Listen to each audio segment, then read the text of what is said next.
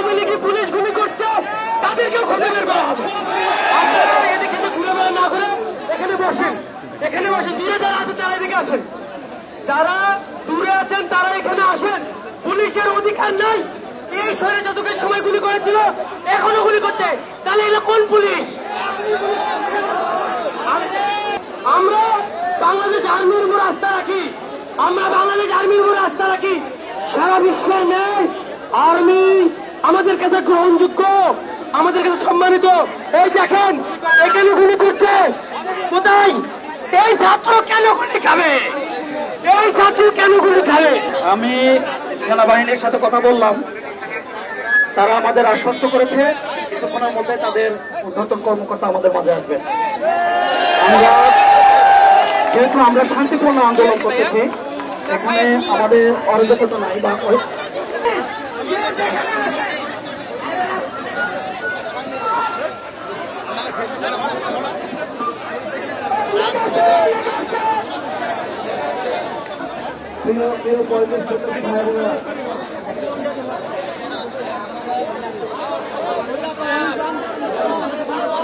আপনারা যারা আছেন কলেজ প্রত্যাশী ভাই বোনেরা, আপনারা একটু দর্শনে বসেন।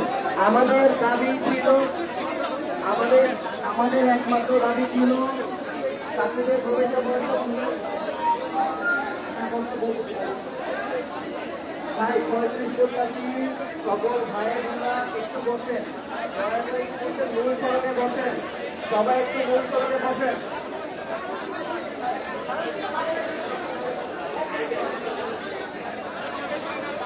আপনারা আমরা এখানে আসছিলাম ছাত্রীদের প্রবেশের বয়সের নির্ণয় করেছি। আমরা শান্তিপূর্ণভাবে অবস্থান করেছিলাম। এখন পয়েন্ট করো আজকে আমরা অবস্থান করতে আমরা বিভিন্ন সময় উন্নয়ন কর্মকর্তাদের কাছে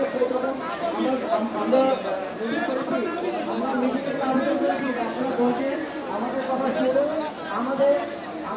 শুনে আমাদের দাবি মেনে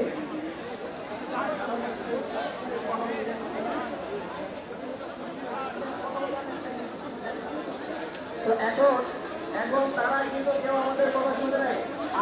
আমি ভীত যে আমাদের রাজপথ আন্দোলন চালানোর সময় আমাদের যেই বাংলাদেশ সংস্থা আছে তারা কেন উপদেষ্টাদের কাছে এই খবরটা দিল না যে গত 2 মাস যাবত একটা আন্দোলন চলমান এই 35 প্রত্যাশীদের